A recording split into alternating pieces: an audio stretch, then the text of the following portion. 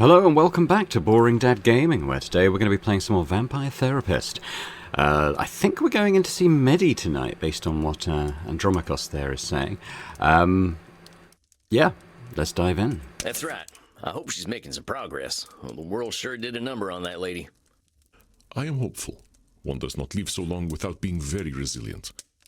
I have had a number of near-final death incidents myself, and I had been trained to fight since childhood. That's true. She's clearly got a few tricks up her sleeve. I don't even know how she plays them 3D video games. Based on her last session, you probably have some idea of her current concerns. Would you like to prepare your distortions? Yeah, I guess I'd better do that. Now, let's see. So, first of all, it's been a few days since I played last. I can't really remember exactly what her issues were. I feel like she kind of makes it all about... I'm going to go with personalization. She kind of thinks that she knows what other people are thinking, so I'm going to go mind reading on that. Maybe a bit of Nosferatu thinking for like the black and white statements.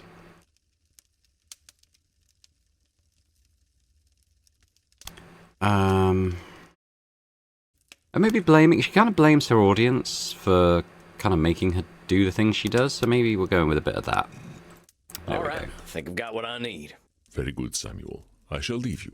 I believe I hear the flapping of ancient wings. I like the way she's so old, but, you know, she's actually presenting as a very young person. My most favourite mouse. Good to see you, Meddy. How's this month been for you? Oh, it's been ever so tiring. My glitch channel hit 100 million followers. What? And we are all very hungry for content. Oh my god. What do you mean by content? Is it like making a TV show? Oh, no, silly mouse. Do you know how we're hungry for blood all the time? Mortals are like that too, but for content. It means constantly putting up new things on the internet. If they don't get content, they get frightfully bored. I can see why that'd be exhausting. It's alright, silly cowboy. It can be very nice. They're always very excited to see me. And they give me ever so much money. I don't know what to do with it all. Nice problem to have, probably. Well, sounds to me like you can afford to take a break, huh? Did you take that day off like you promised? I did. I didn't like it very much. I'm sorry to hear that, Meddy. What was bad about it? It was very quiet. It was just me, alone, with no one to talk to but the voices in my head. And those voices are very unkind. What do they say? They say, Meddy, you're being a very naughty vampire. You should respond to your zealots. You should be planning your content. So that would be a should statement, but I didn't pick that. Yeah, I gotta confess, I got almost no idea what you're talking about. I didn't get much past female. I don't know what I'd do without the internet.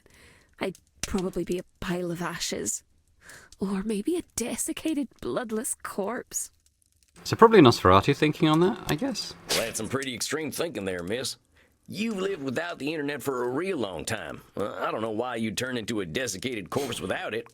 I suppose I could live without it for a little while. But, you know, I don't belong here in this world, right, little mouse? No, I don't know that. That's that extreme thinking again. There ain't no such thing as belonging perfectly, and there's a lot of space between thriving and being dead. I mean, look at us. We're both alive and dead, so I think we do a pretty good job of proving extremes not to be true. Yes. I suppose you must be right. We're very bad at staying still like proper dead people.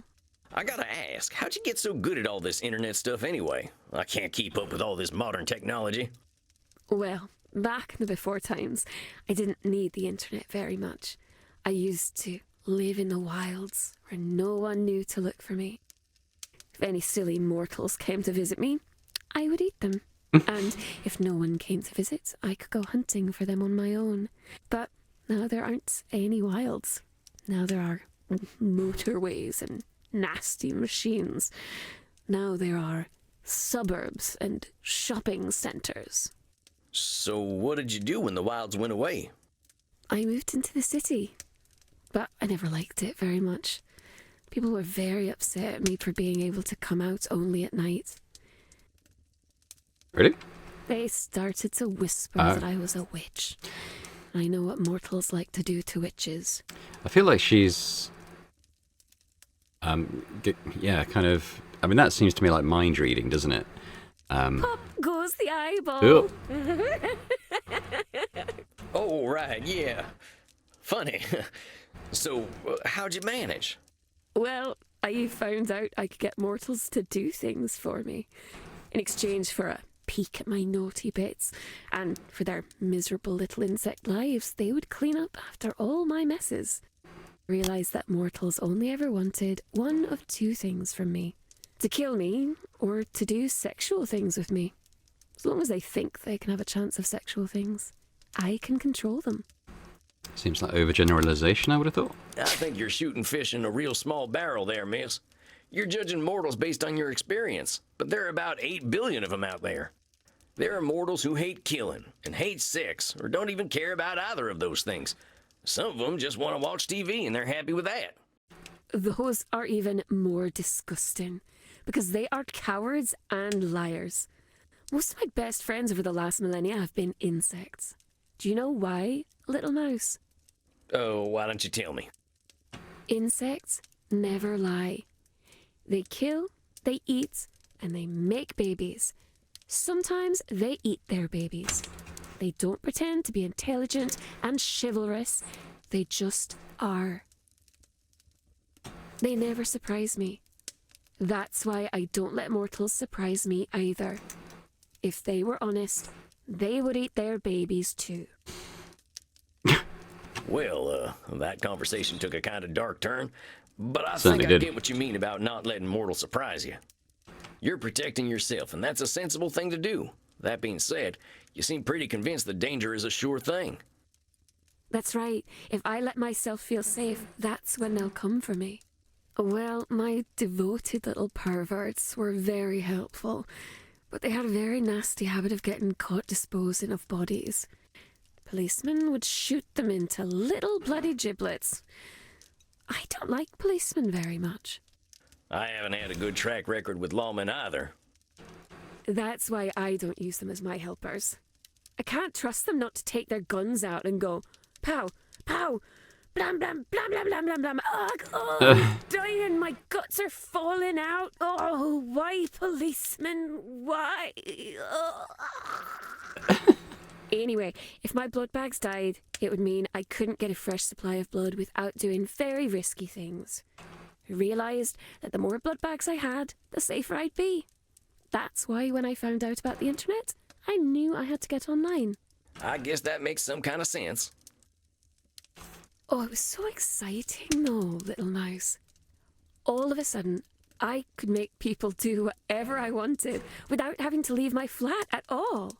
I had so many fans, and they would disappear, but then they would be replaced by even more, just like insects. It was very easy back then. All you had to do is say you were a girl and the grabby little grubs would come out of their holes. Ah, we want vaginas. It's thinking maybe overgeneralization, or possibly mind reading. I'm gonna go overgeneralization first, though. So I ain't exactly gonna defend how men folk act on the internet, but going back to what we were saying before, using these funny labels of yours probably makes it easier to fall into the overgeneralization trap. Mm-hmm. If you label people on the internet grabby grubs, well, that's all you're gonna find. Know what I mean? Sometimes I think maybe you're a fun vampire. You take all the fun and go, I ain't trying to ruin your fun, Meddy. Just asking you to think about the words you use and why you might be using them. But then people realised they could say that they were anything on the internet. It was all like a big game. And what do you suppose I said I was, little mouse? She said she was a vampire, obviously. Oh, well, none of these things. I want to say she said she was a vampire. I don't know. Did you say you were a fella? No, that wouldn't be a very exciting game. What would I do if I were a man? I don't know. Scratch yourself and spit? But I already do that, silly mouse. I said I was a vampire. Yeah, thought so. Well, that sounds kind of dangerous. I'm surprised you were so open about it after all you've been through. Oh, but as far as they knew, I was only pretending to be a vampire because you could be anything you wanted to be. Sometimes they would come to meet me in person and they were so surprised when I drank all of their blood. But I don't think they minded very much. Well, I'm guessing that was mind reading. You honestly think they didn't mind being killed by you? Of course not. It was their greatest dream for a pretty young vampire to drink all of their blood. They really, really wanted it to happen. Meddy, you've been dead for what, 1,800 years? Somehow, I don't think you've got enough in common with the mortal in the 21st century to know what they're thinking. So this was a comment on an earlier video talking about her age. I saw that it had been posted, but then when I went to sort of reply to it, I think it had maybe been deleted by the poster. But they were saying the 1,800 years thing for Meddy doesn't really scan because I think Andromachus originally said she was from the Bronze Age, which the Bronze Age ended, I think, 600 BC or something like that. So technically, if she was from the Bronze Age, she would have to be sort of a minimum of, what, 2,600 years old, as opposed to 1,800 years. So, I don't know. Maybe Andromachus was wrong. She's not from the Bronze Age. Who knows? But anyway, worth mentioning. Suppose you must be right.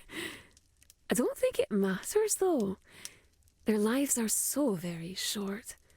Nobody asks what insects are thinking. Yeah, but at least you ain't presuming to know what an insect is thinking. Oh, you're a very smart, funny cowboy man. That's a very good point. It was certainly a much nicer time to be online, though. I think that was my favourite time of the internet. There was a little place there for everyone. Even me.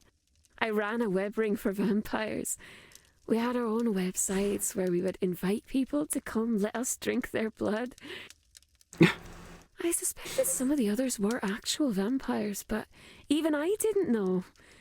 That's what made it so special. We would send emails to one another and talk about vampire things. Oh, of course, it was nothing more than silly games.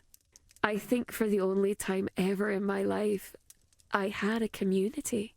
Gosh, you actually make it sound pretty nice. Maybe I should get a little more into this internet thing. Oh, I'm sorry. You're too late for that internet. Oh, that internet, yeah. Mouse. It's all gone now. Well, dang, what happened? Where did the whole internet go? It went to social media. Face Friend and Gibber and Stumbler and all those.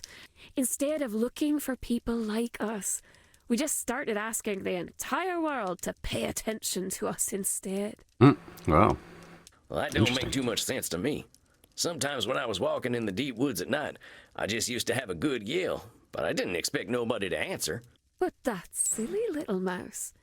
The darkness is always listening, and something will always call back. We just don't know who or what. I'm having a little trouble following. So it sounds like you had a group of people you trusted, and then just anyone? That's right. I didn't know who they were. They just started following me.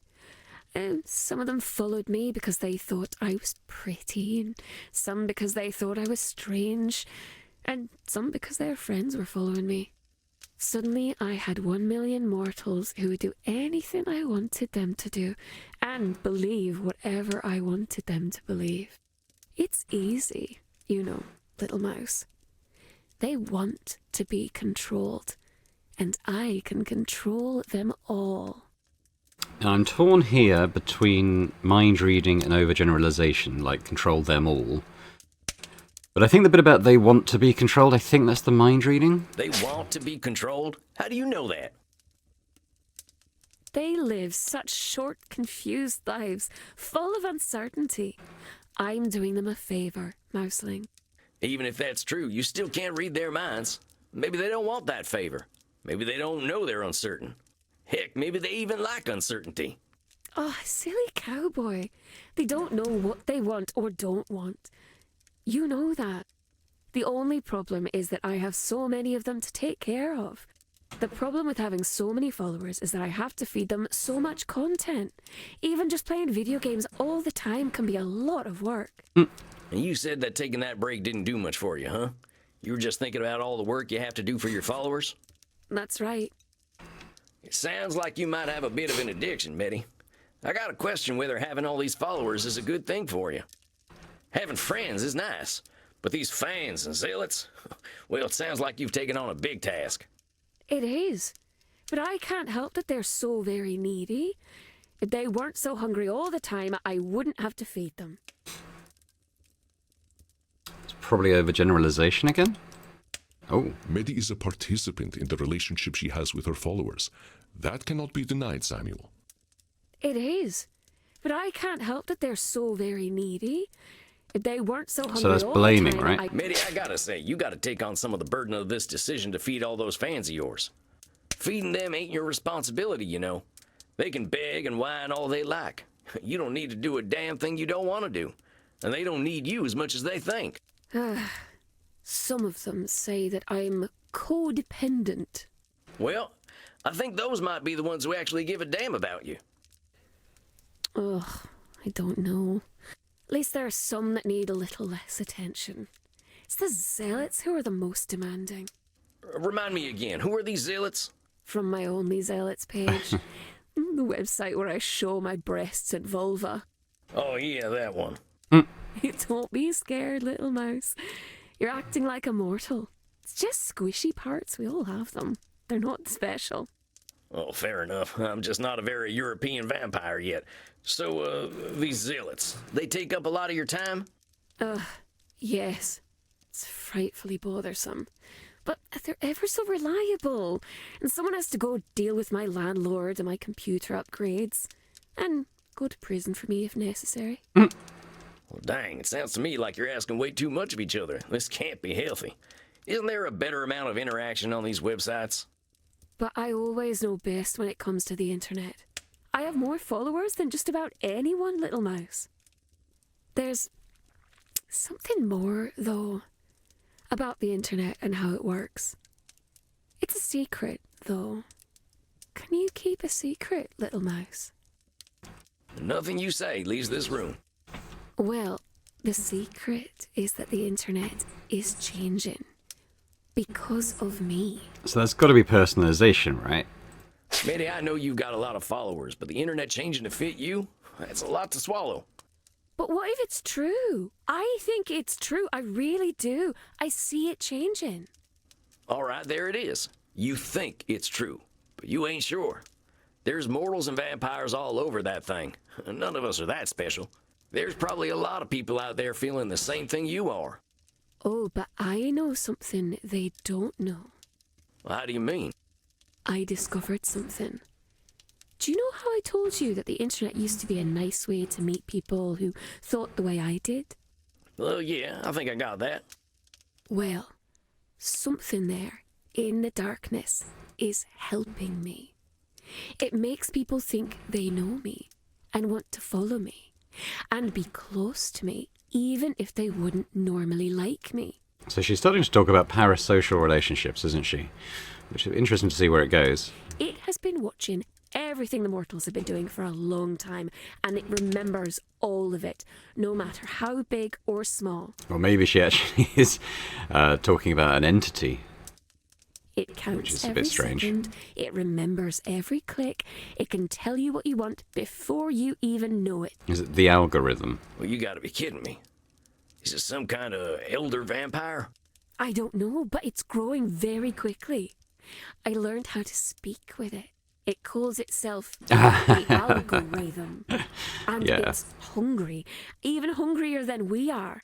It's the creature that told all those mortals to follow me in the first place. It decides what and how much content I need to make. It's probably listening to us right now. It says, I told you, the darkness is always listening. Meddy, if what you're saying is true, I think this is some really dangerous shit. This Algorithm. Sounds like it's trying to turn humanity into a big formula. But it's doing it. What if all mortals really are just the same? So there's got to be overgeneralization. Meddy, I don't think that's true. You said it yourself. People used to find each other because of their similarities, right? Now this algorithm, I don't think it's proven humanity is all the same. I think it's trying to push humanity all in one direction. It's trying to make them all the same. But why would it want to do that? I don't know. I just got a bad feeling about this. Didn't you say that feelings don't make something real? I know. I don't know. I think I don't know enough to say yet. Maybe. But Meddy, one thing I am sure of is that this algorithm thing is hurting you. It's telling you what content to make. Who the hell is it anyway? I gotta ask you to think about what you want. Pretend there ain't no zealots and there ain't no fans. What would you be doing if they weren't around? Are you alright, little mouse? You're going quite pale, which is impressive for a vampire. I don't wish to worry you. Yeah, I'm fine. Just tell me you're gonna do something for you this month. Well, I used to make my own clothing. I could try to do that if it would make you feel better, my sweet little rodent. What'd make me happy, Meddy, is you doing something just for you. Does that sound good? All right. I'll try then. I will see you next month. Of course. You take care of yourself. I'll be looking forward to seeing what you've sewed up next time. Then, farewell, little mouse. I hope you find a nice hole to scurry into. And did you get that stuff about the algorithm? You ever heard about anything like it? I am not eager to reveal such things to you, but there are sleeping terrors that could certainly consume us if we are unlucky enough for them to awaken. But this, no. I am not aware of any such creature. What Meddy described, a creature that takes note of every small change in nature, sounds like a force of nature itself. I will make inquiries. Do not fear, Samuel. Even if such a beast truly exists, it cannot change our nature, as long as we are true to ourselves. This only proves how important our work is, does it not? Yeah, you're right. I guess I got a little spooked, but we'll be fine. You know what might make you feel better? Dancing. I ain't that shook up, Andy. Maybe I'll go down and get me a drink, though. I will not probe, though I am curious about your aversion to dancing. When you are ready to speak of it, I am here. You're gonna be waiting a while, boss. As long as it is less than eternity, I will be here. Okay, you go do your wise old vampire wizard thing, and I'll go drink some blood. I'll see you later, Andy. Rest in peace, Samuel. Cool, that was an interesting one, I think. So even though she's kind of immersed herself in modern technology, you know, she doesn't really understand a lot of it or how it works. It sounded like he was writing something down. Let's have a look at Meddy's Session 3 notes. I got more insight into how Meddy's letting the internet affect her. Andy suspects there's an ancient fallen angel out there pulling the strings. Bases her personal value on her follow account going up. Doesn't seem to have any real friends, just fans. Is letting this algorithm determine what she does all... Oh, sorry, that's not a question. Is letting this algorithm determine what she does all day. Still not spending time offline. Whatever this algorithm is, it sounds like a real asshole. I'm worried this thing has really got its hooks in Meddy. I'll keep pushing her to value herself, though. Okay, I'll have a look at the journal. I suspect we won't have any further updates to this, though. Yeah, it doesn't look like it. Oh. Can't believe someone as old as Meddy's letting anyone control her. I guess some problems don't disappear no matter how old we get. Well, time to get some bartender wisdom. Howdy, Crimson. Think you could whip me up one of them bloody steves? Sure thing, cowboy. Tough night at the office. Oh, just got some of them existential questions lingering on my mind. Can you believe someone can be 1,800 years old and still let society tell them what to do? I can believe it. Folks can get real uncomfortable when someone shows up and does things differently. Oh, no kidding. My client's a weird one, but I think that's what makes her special. Just wish she saw it the same way. Think you're making some headway, Chief? How's your session go?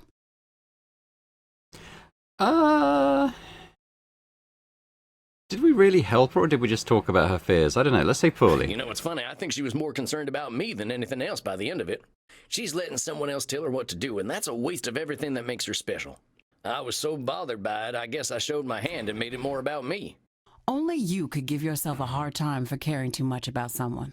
She was probably glad to hear someone be concerned for her if she focuses too much on what other people want. Yeah, I suppose you could be right. I get where she's coming from. Lawyers like rules, even about lawyering. My colleagues didn't care much for my style, so I had to adapt.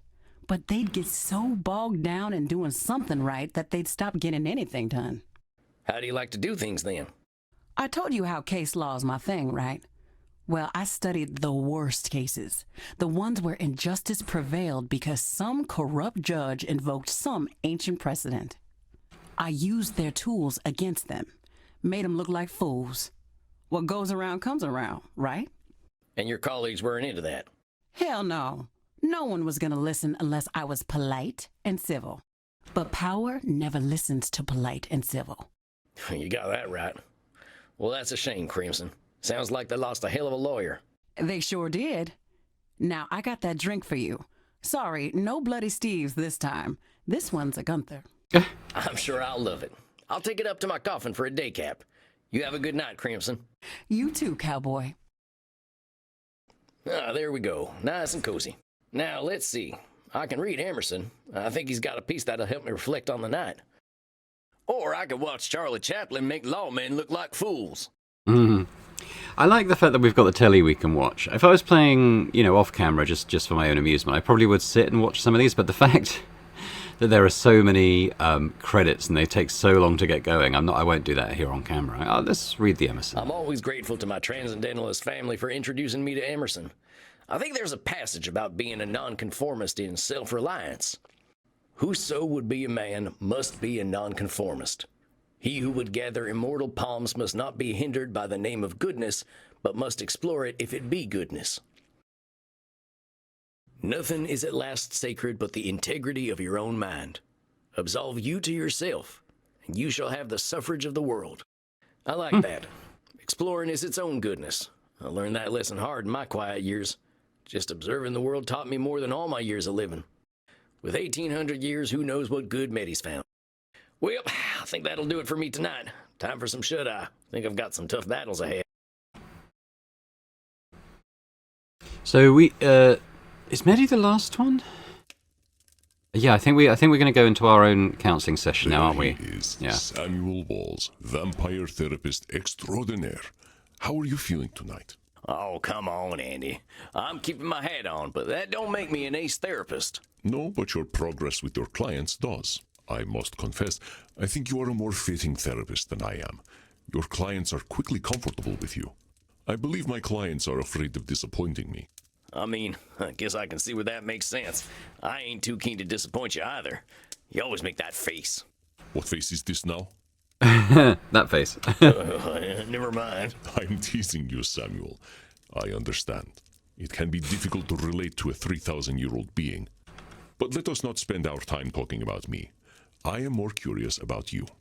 Let us start with some meditation, and we will see what arises for you. Remember your place of comfort, my friend, and remember to breathe. Unlife just ain't fair. There once was a man named John Muir. Maybe I should start a farm or something. Not Debella. Her blood tastes real fine. Wonder whether I can rent a horse. Probably need to breathe in at this point. The bastards are unstoppable now. I deserve to be punished for what I've done. Rent a horse. Ain't right they don't let dead folk vote. Wonder what's going on back home. Hope Reinhard doesn't try to teach me more German. She's real cute when she scrunches her nose up. I've been a real bad boy. Wonder how Edmund's doing. Are you feeling better, my friend? Yeah, I think I'm more in tune with my own thoughts these days. I am delighted to hear it. What sorts of things came up for you? After our last session, I can't help but think about my criminal past and how I was pointing fingers everywhere but at myself. The universe dealt me a bad hand, but I played that hand poorly. I got abused, and then I abused other folk. I guess that's only fair, so yeah, I can feel bad, but maybe the universe was just evening itself out. Aha. Samuel, I know that when we both have suffered and caused suffering, it is tempting to blame the fates. Oh, I think Sam may have got a V-mail while Andy was talking there. But this is dangerous. a sort of cosmic control fallacy.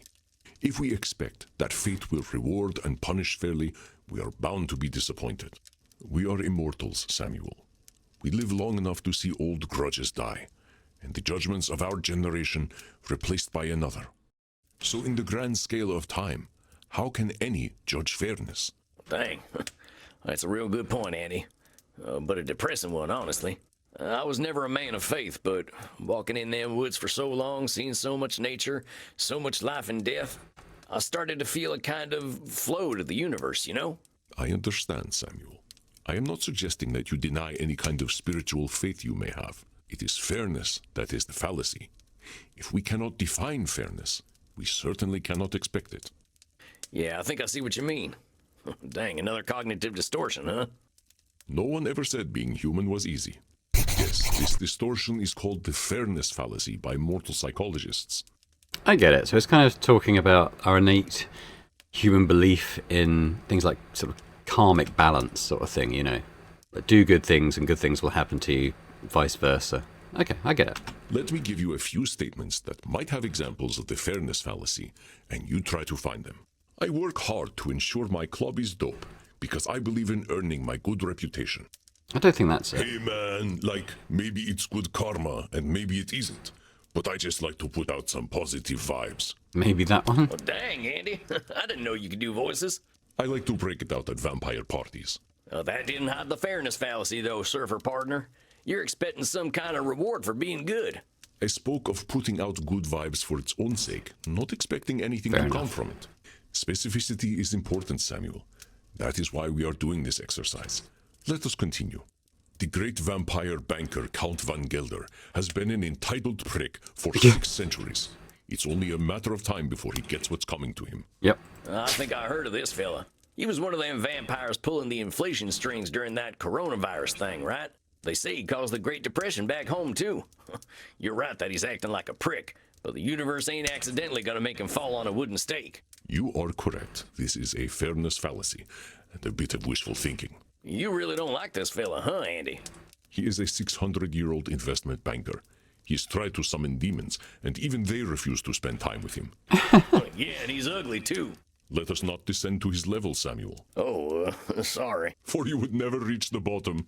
Yeah. Why bother being kind to mortals? The universe only punishes kindness. The universe punishes kindness? Well, that ain't nothing you can know, boss. Sounds like a fairness fallacy to me. Indeed, Samuel. It's the sort of thing a more nihilistic vampire might say. But such nihilism is not founded in objective reality. And nihilistic vampires are real downers at parties. At the last Blood Drinker's Ball, I cannot Oops, sorry. imagine who decided to offer her immortality. That was my longest night in thousands of years. But well spotted, Samuel.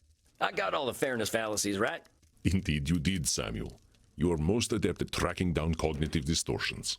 I got a good tracking nose, I'll tell you that. I can't tell you the incredible things I learned just being in nature for so long. Yes, you speak quite highly of this time. This is where you discovered the concept of cognitive distortions.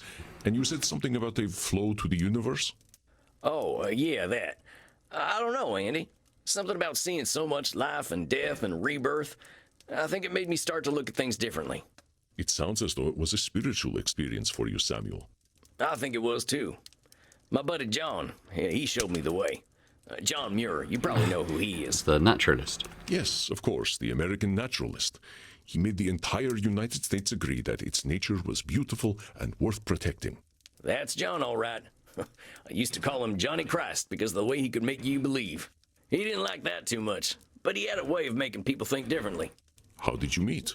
By the late 1800s, my hippie friends moved west. John, he was their hero. He walked and thought, and no modern comforts.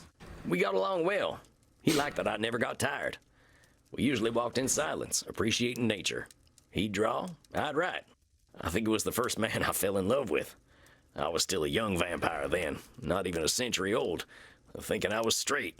Most of us need a good 100 years before we are ready to open Pandora's underwear drawer. Yeah, about that.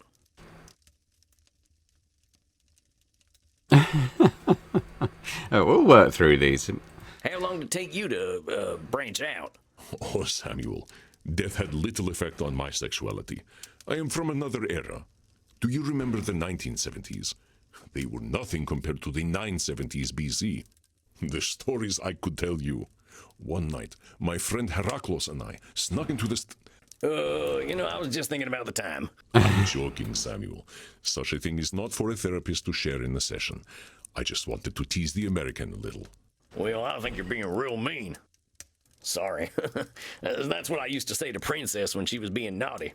I am honored to share the space in your mind occupied by your beloved horse. Why are we such sexy beasts anyway, Andy? Seems even the mortals know what we're like. We are powerful, immortal beings. Our capacity to explore is something no mortal can dream of, as is our capacity to be bored. Dr. Drain might say that we have dopamine cravings that become harder to satisfy over time, and that might well be true. Wait, so the older we get, the hornier we get? You have an interesting future ahead of you, my friend. We'll make an international of you yet. I've been wondering, are there older straight vampires out there? No. Sexual exclusivity of any sort seems incompatible with immortality. There is a group of vampires out in Washington who claim to be straight, but they are not fooling anyone. Oh, that's my curiosity satisfied. But speaking of which, I was talking about John. I fell for him hard. He wasn't into me like that, though. I don't think his wife got much from him, neither. That man was married to Mother Nature. But he was good company. I helped him map the West by sharing what I'd seen at night. I offered him my blood, but he was offended at that. He valued death and pitied my immortality. He just liked things as they were. I wish I had met him. His mindset aligns with accepting things without judgment, as we explore in therapy. He was an incredible fella. When he told me, Sam, I'm going to get Teddy Roosevelt to make a law protecting all this, I believed him. Before he died, he urged me never to forget the earth. But I got busy roaming and didn't notice the wilderness shrinking. My old gang tracked me down and drove me to you. If I can't help them see another way of living, they'll destroy this planet. How is a group of gangsters going to destroy the planet? Right. Well, the mystic bastards are doing more than robbing banks and holding up trains these days. They got organized. And now they're called Sanguinius Health. They're a health insurance company, draining folks of their blood, money, and hope. Well, they're big now, too. Real big. Got friends in high places in the mortal world. Nobody knows they're vampires. I was not aware of this company. Well, they're good at keeping secrets. Even in the 1800s, we had a code language. They'd bring on the infinite dawn if it made them money. If I can't stop them, they surely will. This sounds serious, but remember to not let your fears distort your thoughts. When we foresee only a negative end to a complex situation, this is called catastrophizing, another extreme that colors our thinking. Meaning, maybe things are rough, but I can't see every angle, right? Yes, exactly.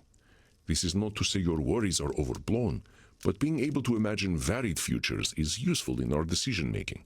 Let me give you an exercise so you can identify catastrophizing. I always make sure I keep my coffin key with me when I go to sleep.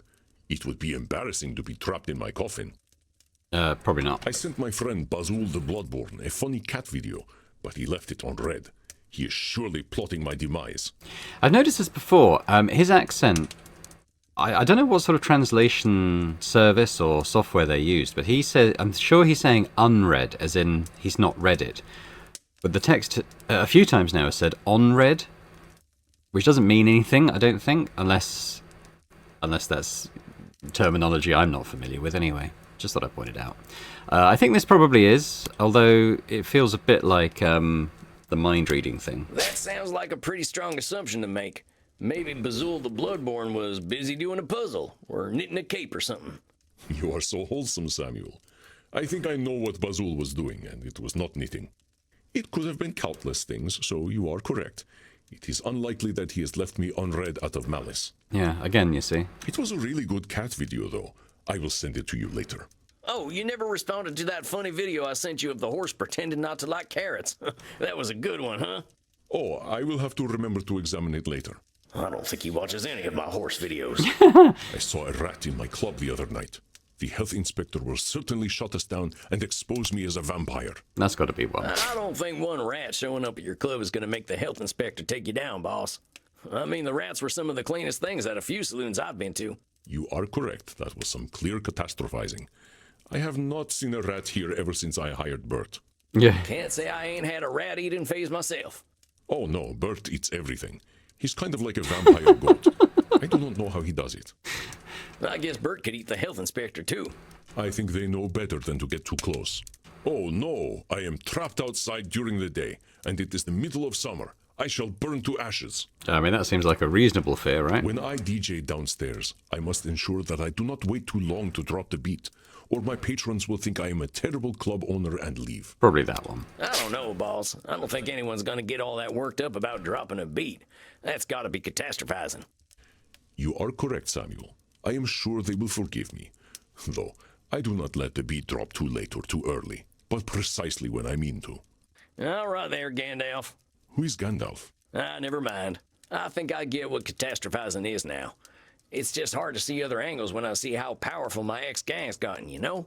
But I know them. Well, they're just like I was. Maybe they've gotten better at being evil, but I get where it comes from now. That's why I feel this responsibility to help them. Now, I know that's a control fallacy. Maybe I can't help them, but I do want to try. Wanting to guide them out of the darkness is not a cognitive distortion, Samuel. It is a noble aim, truly. I'm just not sure I can do anything. I'd probably just make them worse. That sounds like catastrophizing to me, Samuel. I believe that you will help some and be unable to help others, or some may not be ready to be helped. I reckon you're right. I gotta take things as they come. Just follow that flow of nature. You are doing exceptionally well, Samuel. I have seen your clients slowly changing the way they look at themselves. I don't know, Andy. Seems like there's a lot of work to do. There always is. That we will have work to do is one of the few things we can truly expect. Well, I surely hope things keep going well. I am not a man of faith, Samuel, but I do have faith in you. Oh, gosh. Gosh. Come, let us wind down together. Perhaps you'd like to play Settlers of Wallachia with me? Well, that sounds like the kind of quiet evening I'm looking for. Come then. I will set up the board. Nice. I presume that's Settlers of Catan in this universe, which is a great game. Play it if you've not heard of it or played it before. Good evening, Samuel. It's also You're feeling German, good I about think, tonight? originally. Honestly, yeah. I think Dr. Drain's starting to accept himself. That's what this is all about, ain't it? Oh, wait, no. So we'll leave this for next time. I got a bit carried away just diving straight into the next case. But we'll come back to Dr. Drain next time, tomorrow. So thanks very much for watching. Hope you've enjoyed this one. I think it's been a pretty interesting one. Sort of thoughts on the internet and some new cognitive distortions to try out. Yeah, no, enjoyed it. Hopefully you did too. If you did, if you could hit that thumbs up button, that's always very much appreciated, as is leaving any comments you might want to leave about the game, about anything, any of the sort of analytical theory that it's covering, any of the characters and their histories and stories. Just be very interested to hear your thoughts anyway. And if you're watching this and not yet subscribed to the channel, would be amazing if you could do that. So thanks very much, and I hope to see you next time. Bye for now.